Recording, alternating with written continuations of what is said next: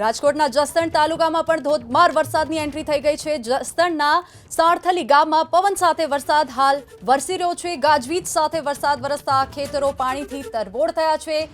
જસદણથી આ સમાચાર પ્રાપ્ત થઈ રહ્યા છે। ગાજવીજ સાથે વરસાદ વરસતા ખેતરો પાણીથી તરબોળ થઈ ગયા છે। જસદણના સાણથલી ગામમાં ધોધમાર વરસાદનું આગમન થયું છે। પવન સાથે વરસાદ વરસી રહ્યો છે। વધુ વિગતો સાથે સંવાદદાતા પરાક્રમ ફોન લાઈન પર જોડાઈ ગયા છે। પરાક્રમ, જસદણના દ્રશ્યો પણ ટીવી સ્ક્રીન પર હાલ અમે જોઈ શકીએ છીએ। શું છે તેને લઈને વિગતો?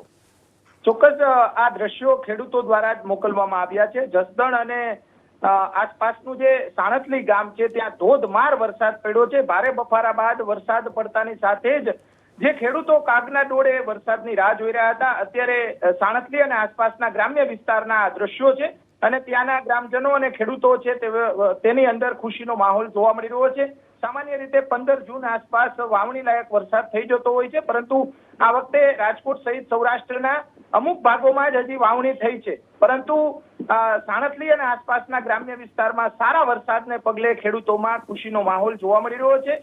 આ જે દ્રશ્યો છે તે જસદણ ગામ અને આસપાસના ગ્રામ્ય વિસ્તાર અને જે ખેતરોના જે દ્રશ્યો અત્યારે સામે આવ્યા છે અને ખેતરોની અંદર પાણી ભરાઈ ગયા છે, એટલે કે આ વિસ્તારની અંદર વાવણી લાયક વરસાદ થઈ ગયો છે। હવે ખેડૂતો કપાસ, મગફળી, કઠોળ સહિતના તેલીબિયા પાકનું પણ હવે વાવેતર કરશે અને જસદણ અને આસપાસના ગ્રામ્ય વિસ્તાર તથા સાંજ સુધીમાં જે રાજકોટના ગ્રામ્ય વિસ્તારમાં ભારે વરસાદ પડે તેવા અત્યારે સંજોગો જોવા મળી રહ્યા છે। જી પરાક્રમ, આભાર સમગ્ર માહિતી બદલ।